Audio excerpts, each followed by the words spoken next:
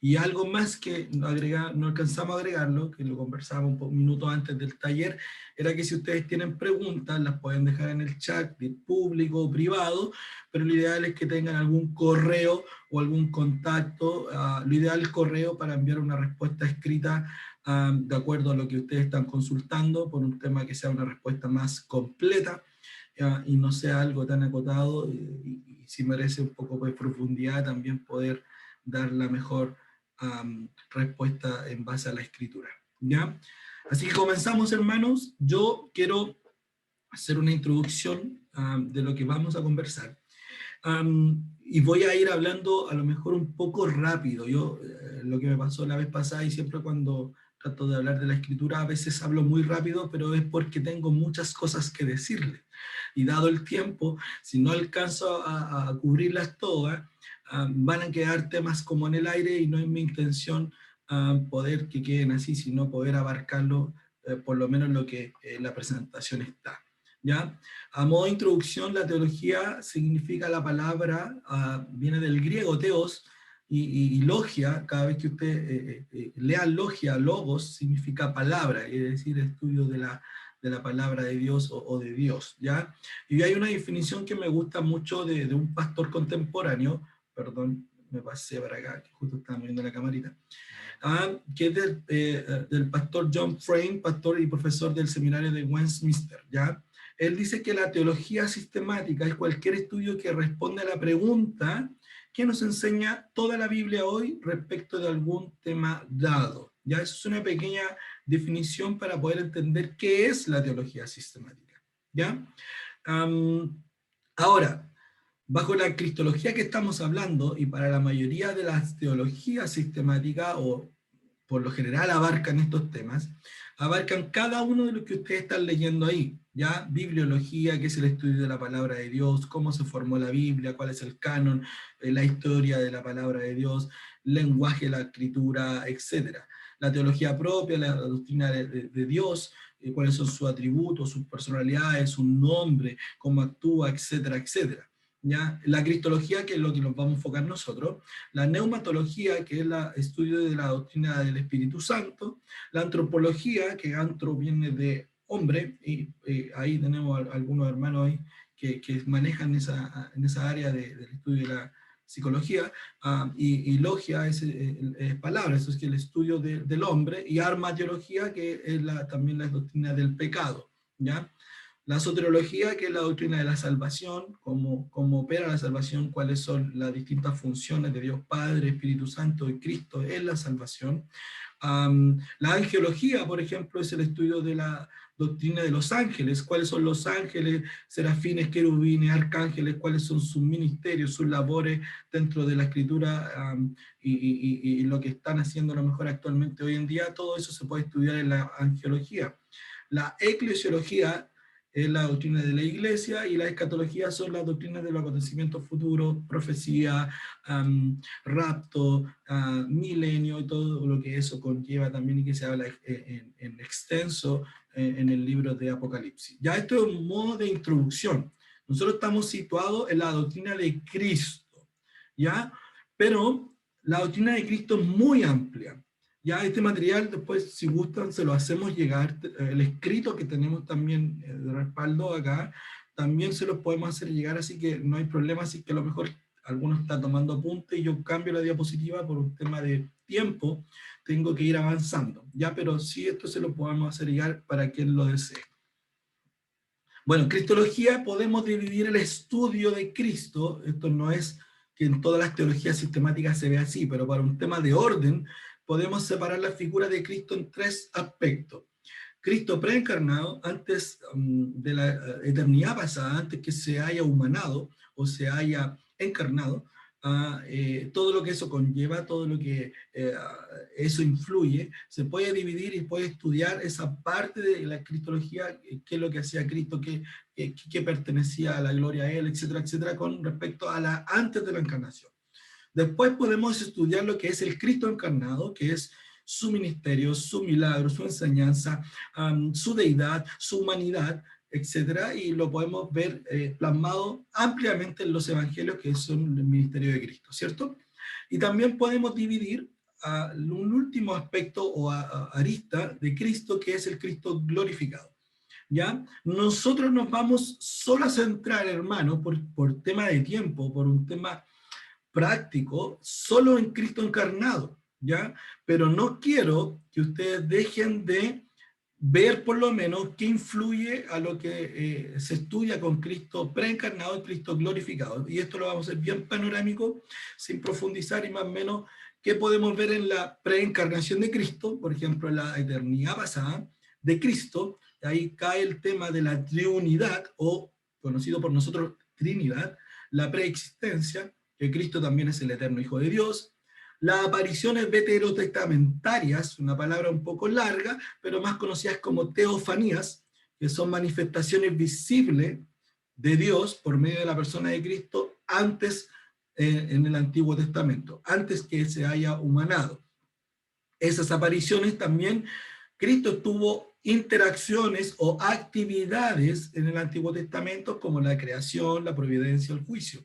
Ya todos estos temas usted lo puede estudiar en algunas teologías que aparecen en este tipo de temas.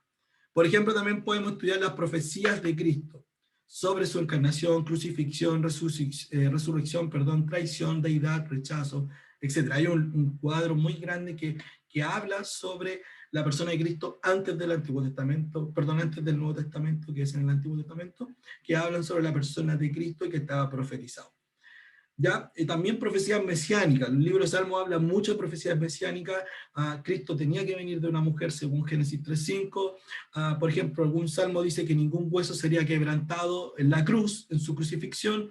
A Cristo no se le alcanzó a quebrar ningún hueso. Los amigos también está profetizado que se alejarían de él. Todo ese tipo de temas se pueden analizar en estos libros llamados teología sistemática, estas doctrinas que nos enseña también poder aprender de la personalidad y la persona de Cristo. ¿Ya? Ahora, para el Cristo glorificado, también usted puede estudiar que Él es el intercesor celestial hoy en día. Podemos estudiar temas del arrebatamiento, qué es lo que hace Cristo en el arrebatamiento, por qué desciende, etcétera, con quién viene, un sinfín de detalles. ¿Qué es el tribunal de Cristo? ¿Cómo será la segunda venida? ¿Qué es el reino milenial? Hay posturas distintas que también se mezclan estos temas con la escatología, que hablan de las cosas futuras, que son el amilenialismo, polmilenialismo, etcétera, etcétera. ¿Ya? El gran juicio o el juicio del gran trono blanco y la eternidad futura, todo eso pueden verlo en la persona de Cristo glorificado. Para este taller, hermano, no vamos a ver el preencarnado ni el glorificado, vamos a ver el Cristo encarnado. ¿Ya? Y con esto quiero partir entrando ya, dejando de lado la introducción y interiorizándonos un poco a la persona de Cristo. Para sentar alguna base, hermano, para nuestro taller, vamos a hablar sobre Cristo encarnado y tenemos que hablar sobre, y este taller lo vamos a separar en 3 áreas. La encarnación, acuérdense. Vamos a hablar de la encarnación, de la muerte y expiación, y resurrección de Cristo. No alcanzamos a ver enseñanza, no alcanzamos a ver milagros, no alcanzamos a ver varios temas, el crecimiento, por ejemplo, de Jesús, etcétera. No alcanzamos a verlo por un tema de tiempo. Ya, cuando me pidieron este taller, yo en realidad para mí fue una presión doble poder sintetizar tanto y en 45 minutos y poder transmitirlo a ustedes. Ese era mi peso en mi corazón, poder transmitirlo de la mejor forma y que le vaya, digamos, guardando en su corazón estos aspectos de Jesús. ¿Ya? Para sentar una base de nuestro estudio tenemos que hablar de la deidad de Cristo. Ustedes no sé si conocen la imagen, pero esa imagen es el arca del pacto reflejada según los parámetros de la escritura que nos enseñan las dimensiones, forma y material a construir. ¿Ya? Cristo, debemos comenzar que la persona de Jesús es Dios, era Dios y será siendo Dios hombre. ¿Ya? Cuando el Cristo es humano, lo vamos a ver más adelante, Él sigue siendo Dios y sigue siendo hombre. Significa que era verdaderamente Dios y a la vez verdaderamente y completamente humano. ¿ya? Con atributos de Dios, si Él sigue siendo Dios. Usted como creyente, um, como creyente, nosotros creemos que en un Dios trino, la Trinidad, y de hecho está en las teologías sistemáticas el estudio de la Trinidad. Dios Padre, Dios Hijo, Dios Espíritu Santo, los tres son unos, y los tres son distintos de cada uno. ¿Ya? Entonces Cristo, la persona de Cristo, es Dios, con los atributos de Dios, con el poder de Dios. Ya, vamos a ir avanzando un poco acá. ¿Qué respaldo bíblico tenemos? En Juan 17:5 dice, ahora pues, Padre, hablando Cristo, cuando está intercediendo por sus discípulos y haciendo una confesión futura también de los salvados que el Padre le iba a dar a él, dice, Padre, glorifícame al lado tuyo con aquella gloria que tuve contigo antes de que el mundo fuese. Ahí lo que está diciendo Cristo es que Cristo ya estuvo antes de la fundación del mundo. ¿Ya? Y usted me dirá, ya, pero eso yo ya lo entiendo. Pero es hablar de la deidad, ¿ya? Y este concepto lo vamos a tener que tener intrínseco en nuestro estudio para fines de otros temas. En Hebreos 1:3 dice, el cual siendo el resplandor de su gloria y la imagen misma de su sustancia, hablando de la persona de Cristo hacia Dios. Cristo es el Señor, tiene atributos de Dios, Él también es omnisciente, Él también es omnipresente, Él también tiene los mismos atributos de la persona de Dios, ¿ya? El libro de Filipenses declara, y esto nos distingue de algunas creencias en la actualidad, que dicen que Cristo no es Dios, que solamente lo ven como un profeta, lo ven como el Hijo de Dios, pero no lo ponen en el mismo nivel de Dios. Dice que al igual que Dios, Cristo fue digno, perdón, no me pasé, aquí yo tengo que mover la camarita para poder verlo, por eso aprieto el botoncito. Cristo fue digno de adoración. Otra vez. Cristo fue digno de adoración. El libro de Filipenses, su capítulo 2, versículo 10, dice, para que en el nombre de Jesús se doble toda rodilla de los que están en los cielos y la tierra y debajo de la tierra, y toda lengua va a llegar un día, o hay un momento, que va a confesar que Jesucristo, ¿qué cosa es? Es el Señor. Palabra Señor atribuye también a la misma palabra de Jehová, para la gloria de Dios Padre, que significa que Cristo merece la misma adoración que nosotros le rendimos al Padre. De hecho, la próxima lámina habla de las doxologías. Vamos a hacer un contraste entre la doxología de Dios y la doxología de Cristo. A lo mejor usted no me entiende mucho el lenguaje, pero palabra doxología es del griego que viene doxo, que es gloria, y logia, ya la habíamos estudiado, que es palabra. Entonces, ¿qué significa? Significa que es dar la gloria a Dios por medio de la palabra, por medio de lo que yo digo. Y el escritor, en Crónicas 29, 10 y 11, hace una alabanza, una gloria a Dios. Mire, dice, bendito seas tú, oh Jehová, Dios de Israel, Padre, nuestro Padre, desde el siglo hasta el siglo. Tuya es, oh Jehová, la magnificencia, el honor, porque todas las cosas los que están en los cielos y en la tierra son tuyas. Tuya es, oh Jehová, el reino, y tú eres excelso sobre todo. Eso es una doxología hacia Dios en el Antiguo Testamento, en Crónicas. Pero si vemos la alabanza o la adoración en el Nuevo Testamento hacia Cristo, es similar, o si no por decirlo, debería ser igual a la que de Dios se hizo en el Antiguo Testamento. El libro de Pedro, por ejemplo, en 4:11 dice, para que todo sea Dios glorificado por Jesucristo, a quien pertenece la gloria. En Apocalipsis 4:11 dice, el Señor, digno eres de recibir gloria y honra, el poder, porque tú creaste las cosas, al igual que lo que dice Crónica acá, porque tú creaste los cielos, y por tu voluntad, solo por su poder existe y fueron creadas. ¿Qué quiero decirle, hermanos? Que en realidad Cristo merece toda gloria al igual que el Padre. Y eso significa que la deidad de Cristo es el Señor, es también Dios. Jesús es la imagen del Dios invisible, declara la Escritura en estos tres textos, que podemos extraer de la palabra. En Colosenses 1:15 dice, Él es la imagen del Dios invisible, el primogénito, el primero de toda creación. Ya en Hebreos 1:3 dice, el cual siendo el resplandor de su gloria, hablando de Cristo, y la imagen misma de su sustancia, en quien sustenta todas las cosas por la palabra de su poder, habiendo efectuado la purificación de nuestros pecados por medio de sí mismo, se sentó a la diestra de la majestad de las alturas.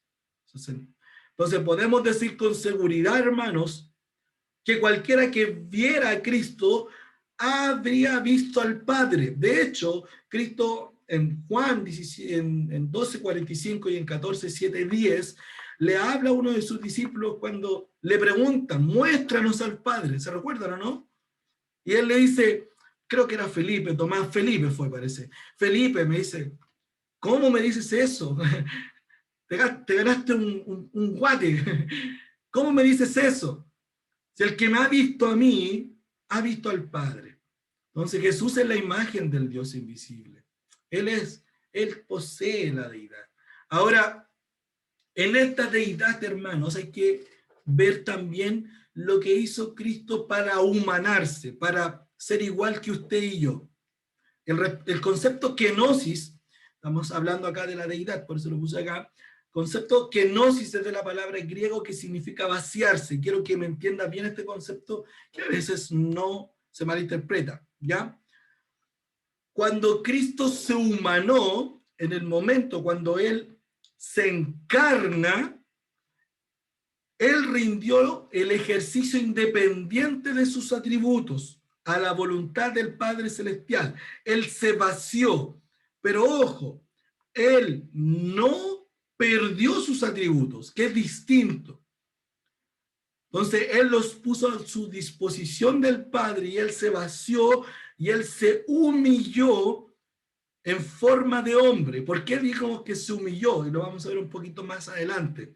Este concepto llamado kenosis no es que se me haya ocurrido a los teólogos, ni tampoco a mí solo colocarlo, sino que aparece la palabra griega en el libro de Filipenses, en el acto cuando redacta el apóstol Pablo, cuando escribe sobre cuando es Cristo que se encarna en humano. Dice Filipenses 2:5-7, dice, haya pues en vosotros este sentir que también hubo en Cristo Jesús. Y ahí está hablando de la humillación, de la exaltación. Antes de hacer todas las cosas, hagámoslas con un concepto que no tengamos más alto, etc.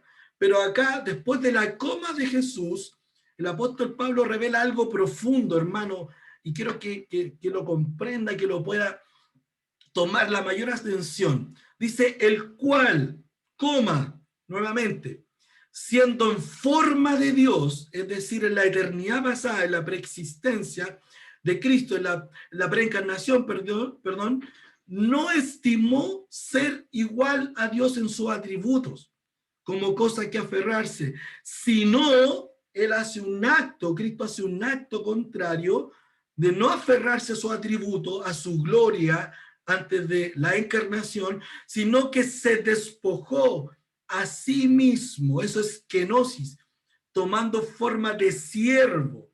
¿Cuál es la humillación? Que Él fue como nosotros, sin pecado, pero como nosotros, y para Él era una humillación hacer eso.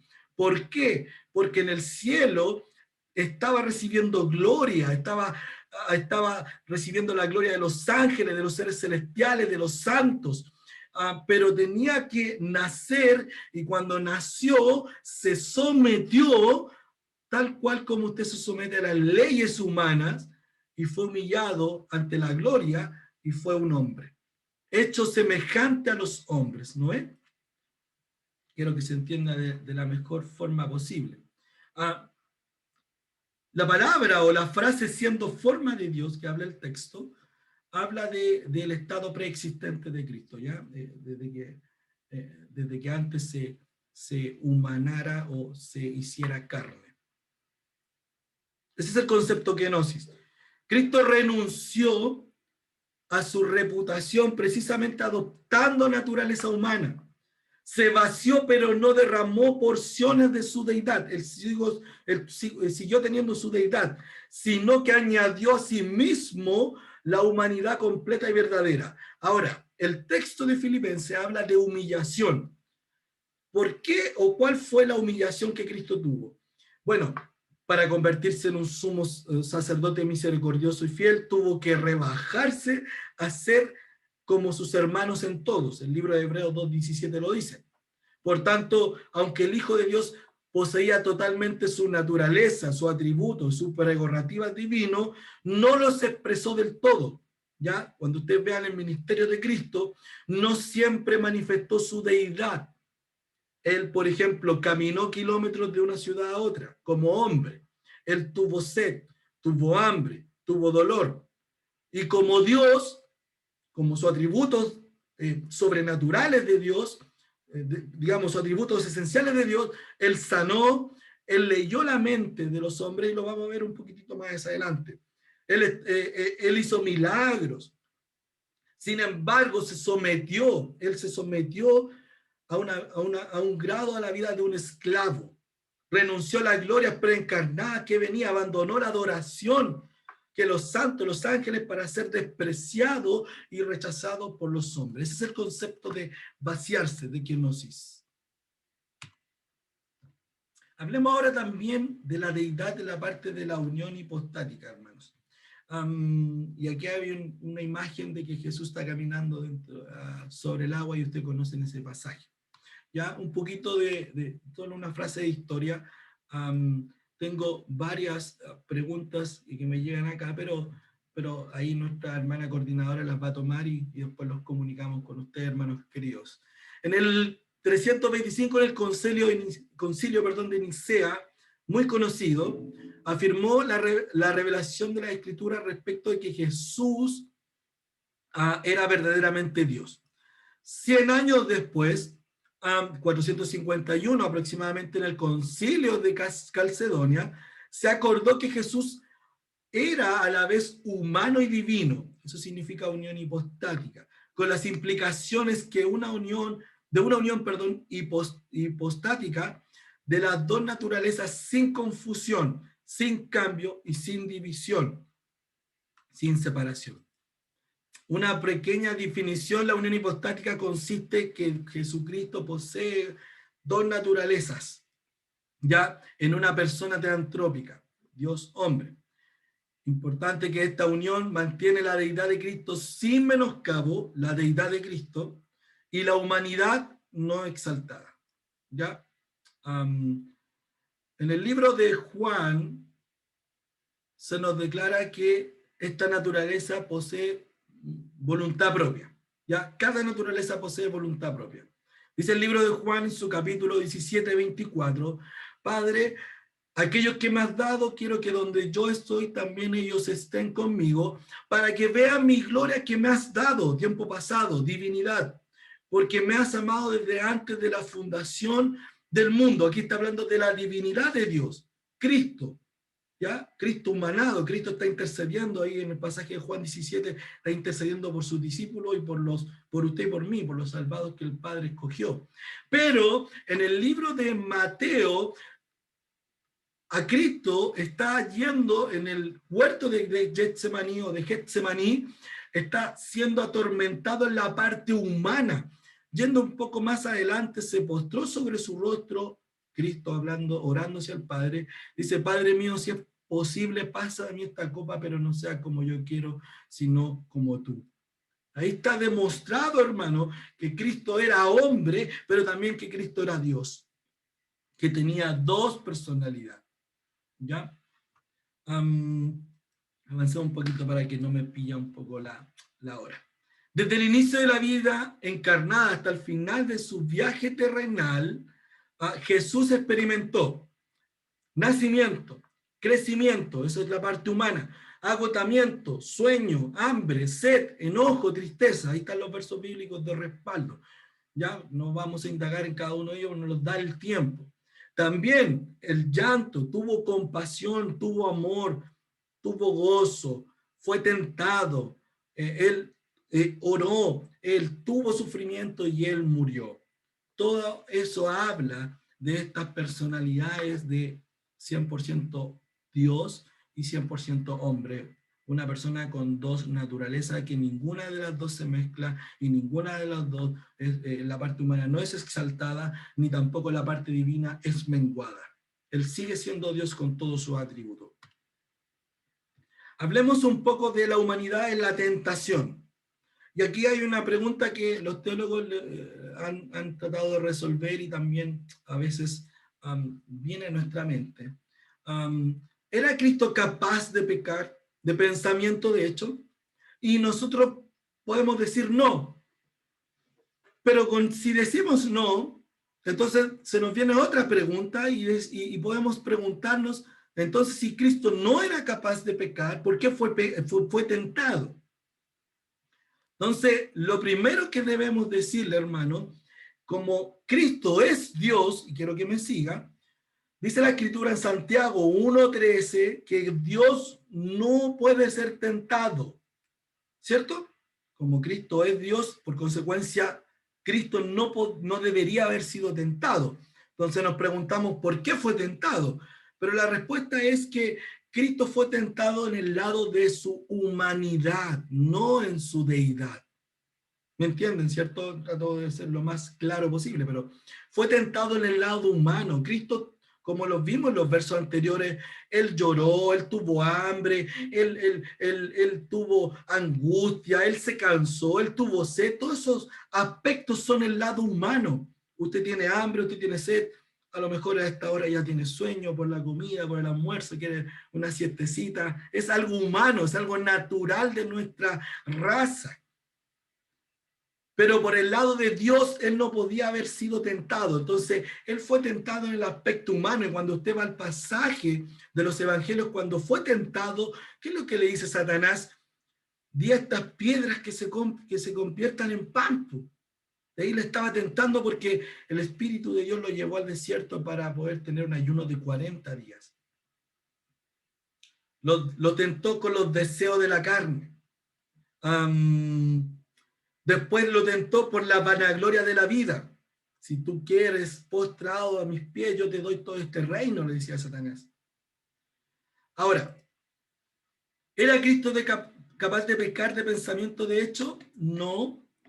Y aquí hay algunos argumentos que pueden tener ustedes y se habla también en este aspecto de Cristo. Cristo no podía pecar de pensamiento de hecho porque él es la deidad de Dios, él posee, él es Dios. Y si él hubiese pecado, la escritura en Romanos 6:23 dice que la paga del pecado es muerte, ¿cierto? Entonces, si la paga del pecado es muerte, Cristo debiera haber muerto en el sentido de una desilusión como Adán, de una defraude como Adán, que no pudo resistir la tentación y cayó muerte, y para eso conllevó la muerte de toda la humanidad. Dado que Cristo es Dios y que Dios no puede pecar, resulta que Cristo tampoco podría pecar, dado que la paga del pecado es muerte. Dios tendría que morir si pecara, pero Dios no puede morir. Dios no muere, hermano. Dios es eterno. Es uno de sus atributos. Entonces, como Cristo no es Dios, no puede morir. Entonces, la paga del pecado es muerte, por eso no pecó. Segundo argumento es que llamados decretos de Dios, dado que Dios había decretado, en lo que sale ahí en el apunte, el plan de redención que debía llevarse a cabo por medio de Jesucristo, resulta que Cristo no podía haber pecado. ¿Por qué? De haberlo hecho, el plan de redención hubiese fracasado, porque estaba decretado por Dios el plan de redención. El plan de redención no es que Dios se le ocurrió una vez que Adán pecó. El plan de redención estuvo estipulado en la eternidad pasada antes que las cosas fueran creadas. Es porque Cristo también tiene los atributos divinos o los atributos de Dios, que se le llama impecabilidad de Dios, ¿ya?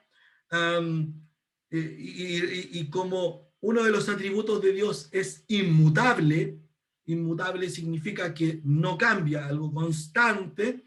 La Biblia dice en Hebreos 13:8 que Jesucristo es el mismo ayer, hoy y por los siglos, o sea, es inmutable.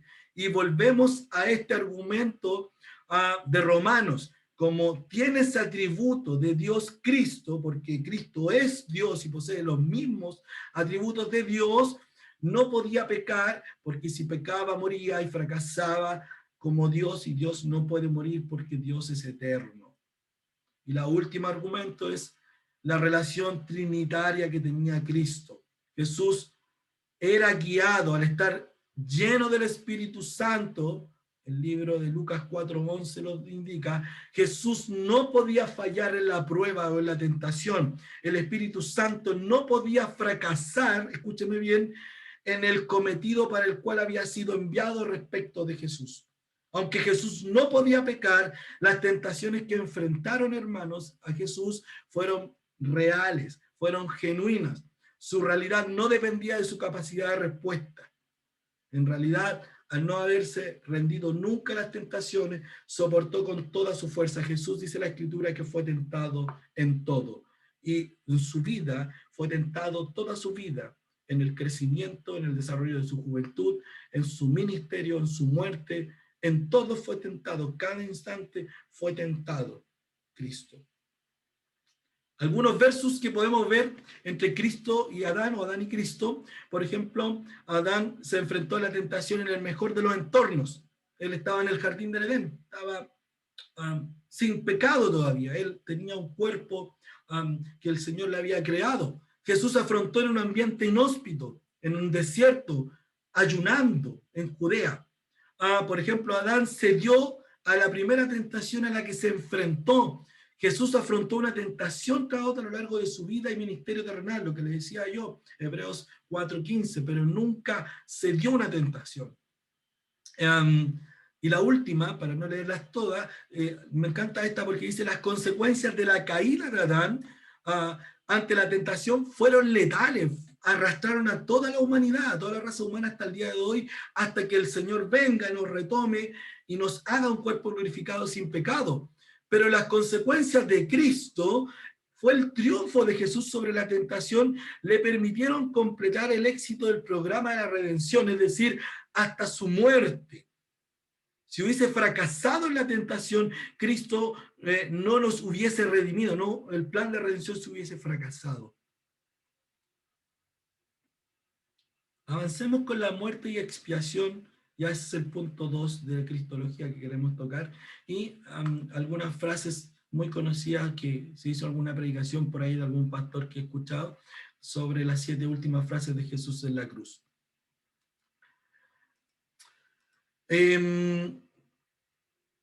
La primera frase, por ejemplo, es la súplica de perdón. Padre, perdónales porque no saben lo que hacen.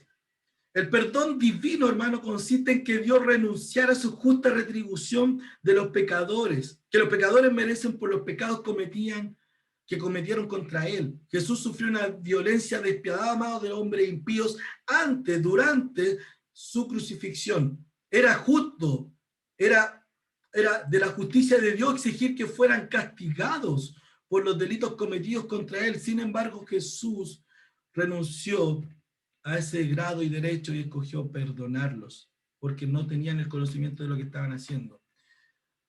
El segundo punto es una promesa de salvación. Le dice a uno de los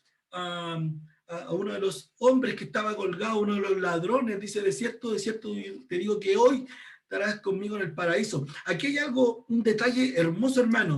No sé si usted se recuerda, pero en algún momento a Cristo le iban a quebrar sus piernas. El libro de los Salmos dice que ninguno de sus huesos iba a ser quebrantado. Es una profecía mesiánica.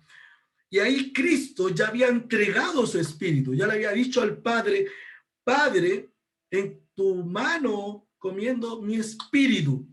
Pero los ladrones no estaban muertos. Entonces, cuando Cristo hace la promesa de salvación, de cierto te digo, que hoy amigo estarás conmigo en el paraíso, lo que está haciendo Cristo cuando Él entregó su espíritu, Él ya fue al paraíso mientras el ladrón aún no fallecía. Es algo glorioso porque Él sabía dónde iba el ladrón porque Él viene del cielo. Y Él le hace esta promesa. ¿Sabes qué? Hoy día, como tu arrepentimiento fue genuino, yo entregué mi espíritu y después tú moriste, ladrón, y yo te recibo en el paraíso. Él sabía lo que estaba prometiendo, él tenía el poder para hacerlo y le aseguró esa salvación al ladrón. Por eso le dice, de cierto te digo, o de cierto te digo que hoy estarás conmigo en el paraíso. También hay unas palabras para su madre, le dice, mujer, he aquí tu hijo, he aquí tu madre, que aluden, o en realidad es un aspecto de Jesús, que estando en la cruz, él cumplía la ley mosaica de darle honor a los padres. Eso es uno de los mandamientos, de los 10 mandamientos, ¿cierto? Honrarás a tus padres para que te vaya bien. Es un mandamiento que el Señor nos estableció. Él en la cruz, agonizando. Si ustedes estudiaran ahí todo lo que fuera, cómo murió Jesús, cómo los huesos, los músculos digamos, se construyeron ahí, cómo se apretaron, cómo eso le va generando oxígeno, poco oxígeno a los pulmones, y que cada persona crucificada debía empinarse para poder ahí exhalar algo de oxígeno. Es una muerte totalmente agonizante y dolorosa. Pero ahí en la cruz, que ya la habían golpeado, ya le habían puesto la corona de espinas, sus manos clavadas, más bien dicho, sus muñecas clavadas, sus pies, agonizando, él cumple la ley, le dice a su madre, he aquí tu hijo, he ahí tu madre, aluyendo a que él honraba a su madre, como dice el texto, la escritura. Una petición al Padre, Dios mío, ¿por qué me has abandonado o desamparado? Y ahí habla un poco de la justicia de Dios, y ahí, hermano, no me da el tiempo para abrir esto, pero profundizar eso es que en ese momento el Padre estaba derramando la ira sobre el Hijo, y por todos los pecados suyos, míos, de la humanidad pasada, presente y futura, estaba ejecutando la justicia de Dios en su Hijo, estaba siendo el Cordero Pascual en aquel tiempo, Cristo. No es que esté recitando el Salmo 22:1, porque el Salmo 22 habla de esta profecía, pero no es que tan solo esté recitándolo el Señor para un cumplimiento profético, no, él estaba sintiendo la ira de Dios. Y no podemos profundizar por un tema de tiempo, pero es muy hermoso hablar de la justicia de Dios. Una súplica que busca alivio, que tiene sed, ya eso también lo hace el Señor para cumplir fielmente las profecías que estaban declaradas en el libro de Salmos 69:21. Una proclamación de victoria, tetelestai, más conocido en la palabra. Consumado es que el sentido es que la deuda está saldada, su pecado ha sido saldado, usted ha sido comprado, eso significa tetelestai. También, al igual que la frase 4, también es muy hermosa poder estudiarla. Y la última es una oración de consumación. Padre, comiendo en tus manos mi espíritu, y pudo entregar el espíritu del Señor al Padre, cumpliendo lo que el ministerio del Señor había establecido. Estas fueron las 7 frases de Jesús en la cruz. En la cruz hay mucho que indagar, hermano, hay mucho que indagar. Yo solo toqué esta pequeña parte, pero cada una de esas partes tienen relaciones con otras doctrinas de justicia, de amor, de sustitución, etc. Entonces, es importante que podamos también ampliarlo en alguna oportunidad en nuestro estudio personal. En la cruz también, él fue el Cordero Pascual, ¿ya? En la expiación. Hablemos un poco de la expiación que generaba la cruz en nosotros, ¿ya? Vamos a hablar un poco de lo que es el Cordero Pascual, el día de la expiación, que está estipulado en Levítico, y también el sacrificio del siervo suficiente que está declarado en Isaías 52:53. Ya estos tres tienen correlatividad, o tienen enlaces cada uno de los otros, ¿ya? Como usted bien sabe, el Cordero Pascual, el primer punto, después de las plagas, es Dios quien ordena a Israel preparar un cordero para el sacrificio sustitutivo. Ya, estos 3 puntos que estamos viendo ahora, que en la imagen habla del sacrificio sustitutivo de Cristo, ya en la cristología, en el estudio que estamos teniendo. En ese orden, en esa instrucción del Señor de que debían preparar un cordero, era un cordero por cada familia. Ahí implica la sustitución, porque los hijos de Israel, no todos los hijos de Israel pusieron un cordero para el sacrificio, sino que fue por familia. Es decir, en una casa habían 5 o 6 integrantes y de esa casa solo salía un cordero.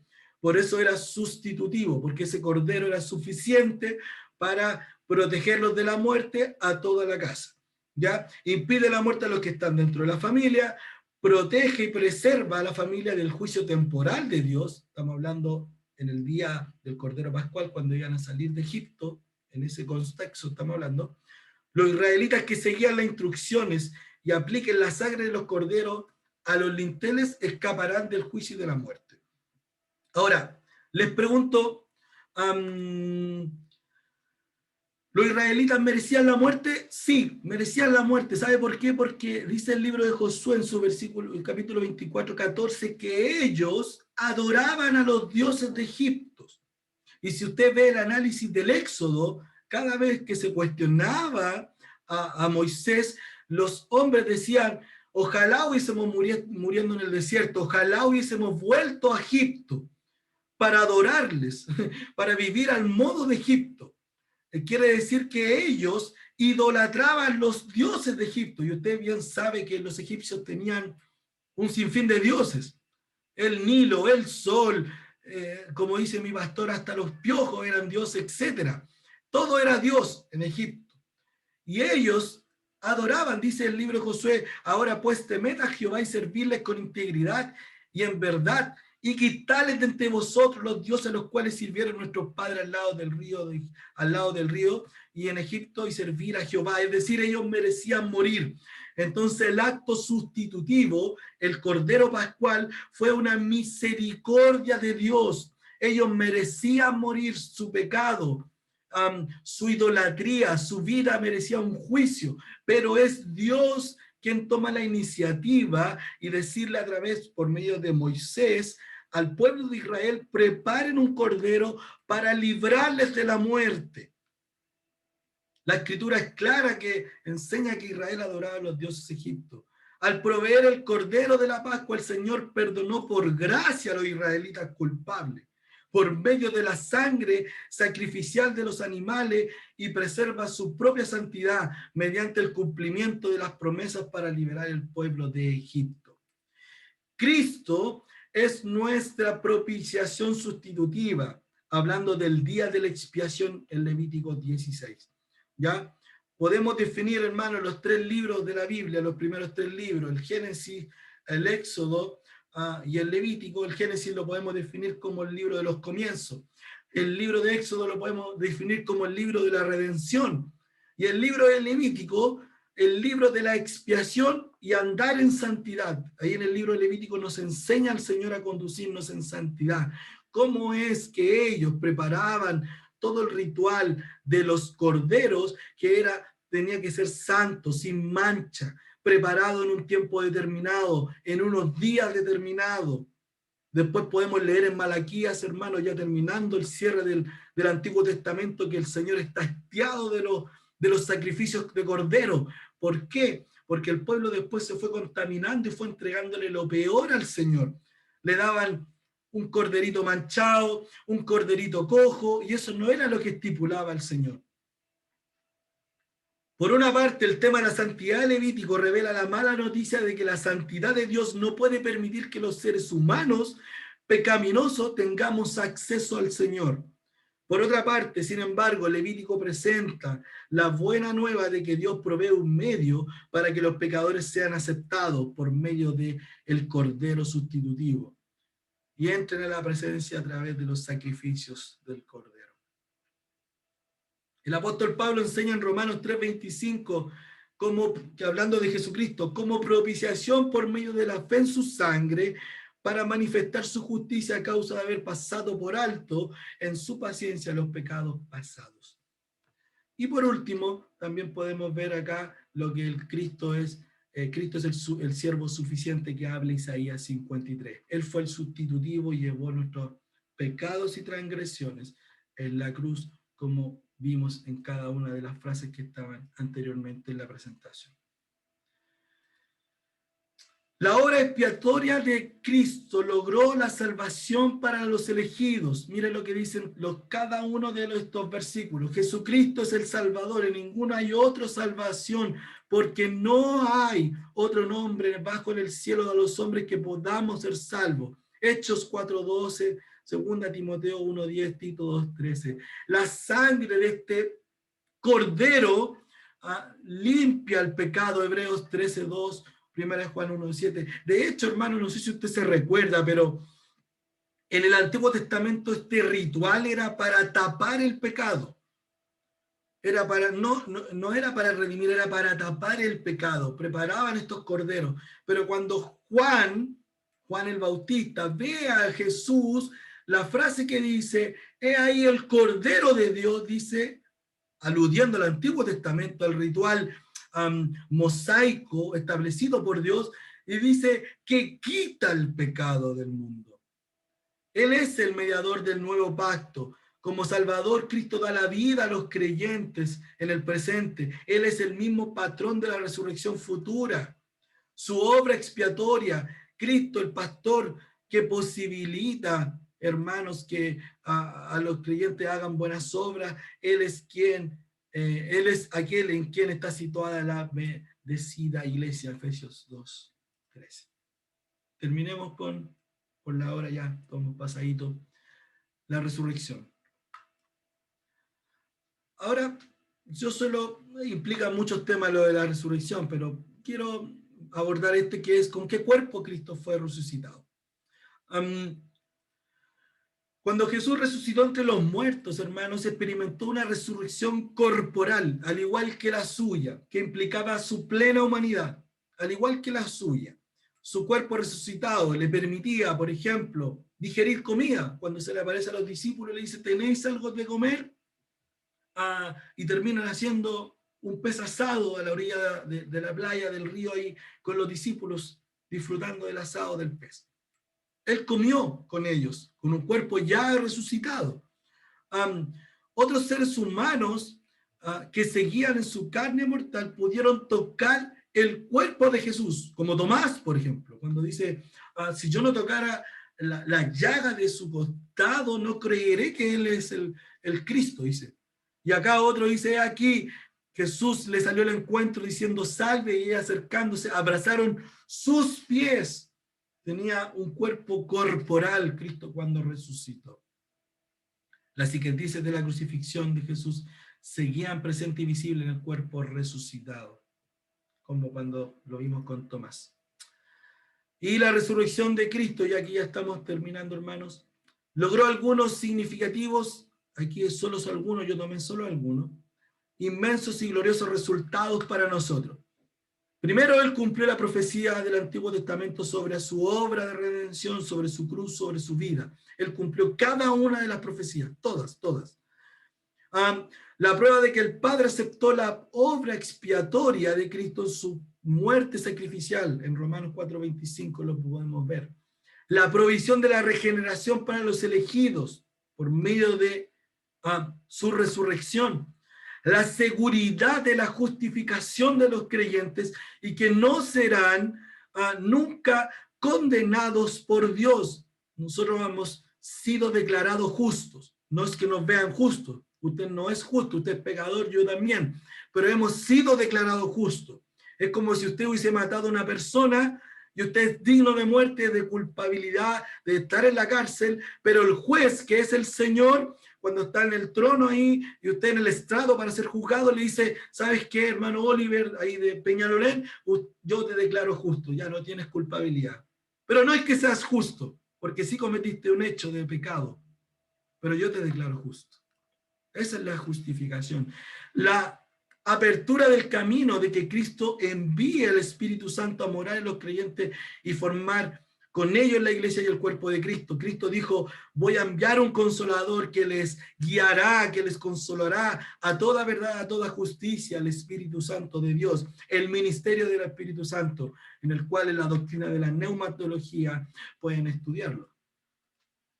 Y la motivación para la vida espiritual, ya que los creyentes están ya sentados con Cristo. Eso es una motivación para nosotros. Leer Efesios 2:5, cuando dice que nosotros ya estamos sentados con Cristo en los lugares celestiales. Tenemos la seguridad de estar con Él en la gloria, por medio de su resurrección. Y tenemos las arras que habla el apóstol Pablo en Corintios, la garantía de una vida futura, de resurrección. De resurrección. Y me están hablando en el chat, así que ahí sí. Para todos los creyentes. Termino, hermanos, con esta frase de la resurrección del pastor John MacArthur, muy conocido, pastor de Grace Community Church. Dice: no existe acontecimiento mayor en la historia de la redención que la resurrección de Cristo, porque completa y valida su muerte sacrificial y avanza el programa del reino con un rey eternamente vivo, porque Él resucitó. Para poder experimentar la salvación, nosotros hay que creer en la resurrección. Para usted que fuese salvo en algún momento, cuando el Señor lo regeneró, lo salvó, le hizo la obra redentora de salvación, usted tenía que haber creído que Jesús resucitó. Por eso es importante la resurrección y estudiar la persona de Cristo. Hermanos, este encuentro de juventud, de convención, habla de la fidelidad. Y Cristo fue la persona que yo veo en Él, la persona más fiel al Padre, cuando, como habla en Filipenses 2, que es el concepto que estudiamos.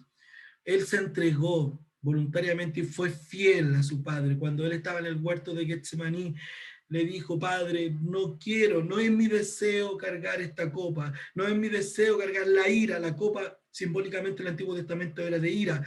No quiero cargar la ira tuya, no quiero, porque es algo que me pesa, pero no se haga mi voluntad, sino la tuya. Él fue fiel. Y si usted pudo estar con nosotros en este taller, yo les insto que ustedes que están en liderazgo, directores, pastores, hermanos, no sé qué cargo puedan tener dentro de la zona, dentro de sus iglesias locales, pero sean fieles a la palabra, sean fieles al Señor, seamos fieles a la persona de Cristo. Cuando hablemos de Él, seamos fieles a lo que el Señor quiso decir y no inventemos cosas bajo nuestro pensamiento. Si hay algo que me pesaba en este taller, en mi corazón, era decirle, yo oraba al Señor y decirle: Señor, si algo voy a hablar de su persona, de su Hijo, que sea la fidelidad de Dios en base a lo que Él hizo, en base a lo que Él dijo, sus enseñanzas, que no sea mi concepto, sino que sea el suyo. Hermano, le deseamos que el Señor le bendiga y que este tiempo de conexión de cada uno de ustedes, que tenemos 47, gloria al Señor, tenemos harto. En la primera sesión tuvimos alrededor de 25, ahora son más. Sean bendecidos, sean de influencia para sus jóvenes, que sus jóvenes vean el reflejo de Jesucristo. ¿Saben? Hay un pastor que no voy a dar el nombre, pero que me bendijo mucho porque yo veía a la persona de Cristo en él. En una oportunidad, y yo era chico, y con esto cierro, es una anécdota nueva, ¿no? En una oportunidad, este pastor, que ahora es pastor porque en nuestra iglesia fue líder de juventud muchos años, siendo chiquitito, siendo alrededor de 14 años, juntábamos en la iglesia y fuimos al lado, en la esquina, hay una avenida que no es tan transitable, y pusimos ahí nuestros bolsos y jugamos a la pelota. Y yo me gusta harto jugar a la pelota. Bueno, ahora no podemos, pero en aquel tiempo jugábamos a la pelota y no había narcos. Y jugábamos con nuestro pastor, que en aquel tiempo, como le digo, no era pastor. Y nosotros chicos jugábamos a la pelota y se acerca una persona en estado de ebriedad que estaba sentado y le dice: oiga, salgan de acá, no pueden jugar acá. Y nosotros quedamos ahí como un poco asombrados, pero de la nada, hermanos, de la nada, esta persona ebria o estado del alcohol saca su mano, la dirige con fuerza hacia el mentón del pastor y le conecta ahí un knockout en el mentón y se le mueve toda su cara. Y el pastor no hizo nada.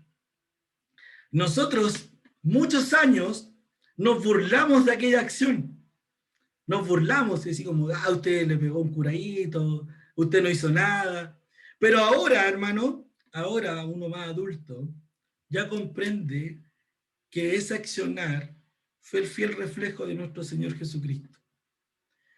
¿Qué pasaría si él hubiese reaccionado pegándole? ¿Qué pasaría si él hubiese reaccionado empujándole o a lo mejor enfrascándose en un pleito a combo en la esquina de una iglesia, un oficial de la iglesia, un líder de jóvenes? ¿Cómo hubiese influenciado a cada uno de los jóvenes que estábamos jugando? Que hubiese influenciado para mal. Pero hoy en día, con el tiempo, podemos ver que influyó para bien, con un simple hecho. No estamos hablando de predicación, de temática, no, un simple hecho que él no hizo nada, influenció para bien.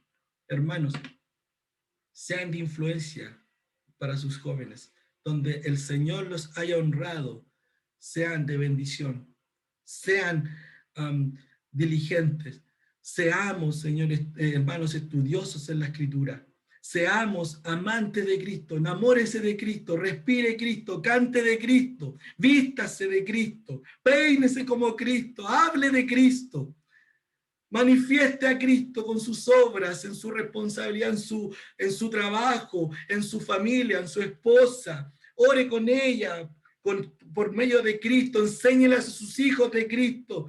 Y esta generación ha de cambiar, esta iglesia ha de ser bendecida. La persona de Cristo es la persona más hermosa, hermanos, que podamos enamorarnos. En el cielo no vamos a ver al Padre, vamos a ver la persona de Cristo, porque a Dios nadie le puede ver, pero a Cristo sí. Cuando Cristo dijo, bienaventurados los limpios de corazón, porque ellos verán a Dios, está diciendo que ellos van a ver a mí mismo. Cuando Él desarrolló la transfiguración y lo vieron los hermanos ahí, Pedro lo vio el discípulo, se asombró y se enamoró de Cristo. Por eso él reaccionaba así con Cristo. Decía, yo mi vida daré por ti. Cuando Isaías vio al trono de Dios, vio la persona de Cristo, la santidad de Dios y fue impactado. El Señor te bendiga, hermano. Espero que haya sido de bendición este espacio y que toda esta convención nos nutramos del Señor y podamos gozarnos en nuestras casas. Sé que no es lo mismo, pero podamos bendecir al Señor. Cada una de sus preguntas no he tenido la oportunidad de leerlo. Nuestra hermana exporta todo el chat y después me lo va a hacer llegar y le haremos llegar el material, amados, las preguntas. Lo más probable es que la otra semana con dedicación ahí pueda hacérselas llegar. Y solo el Señor que me ha dado esta hermosa honra, a Él tributo, honra y gloria, y disculpe si me extendí de los minutos. Nuestra hermana anfitriona, nuestra hermana Denixa de Linares queda con nosotros para cerrar este espacio.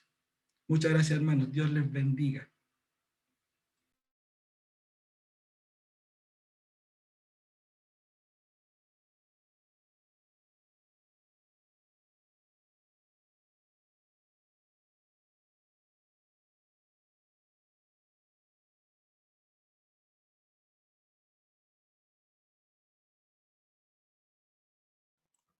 Mis hermanos, estamos, como ustedes les contaba adelante, estamos acá en la iglesia matriz y estamos full con muchos preparativos. De hecho, yo me quedé sin cámara. Pero bueno, como decía el hermano, espero que hubieran sido todos bendecidos con esta hermosa, hermosa, hermosa enseñanza. Y bueno, dentro de las indicaciones que tenemos es que nos conectemos al centro de recursos todos y después podamos disfrutar de lo que va a ser el culto nocturno. Y ya para finalizar este hermoso día en el que nos hemos llenado de las bendiciones del Señor, yo creo que como jóvenes cada uno hemos recogido inmensas, inmensas bendiciones. Así es que creo que comparto esto con mi hermano Héctor y nos sentimos más que bendecirlo, nosotros nos sentimos bendecidos. Bueno, y personalmente me siento muy bendecida de haber trabajado con el hermano Héctor, aprendí un montón y junto a ustedes, de verdad que sí, cada uno de ustedes bendice mi vida y me fortalece para seguir en justamente esto, el camino hacia Cristo. Así que eso, mis hermanos, les amamos, muchas gracias. Háganme chao para sacarles una foto, que aunque ustedes no me vean, yo sí lo estoy viendo. Muchos cariños, cariños a sus iglesias, les amamos. Adiós. A ver,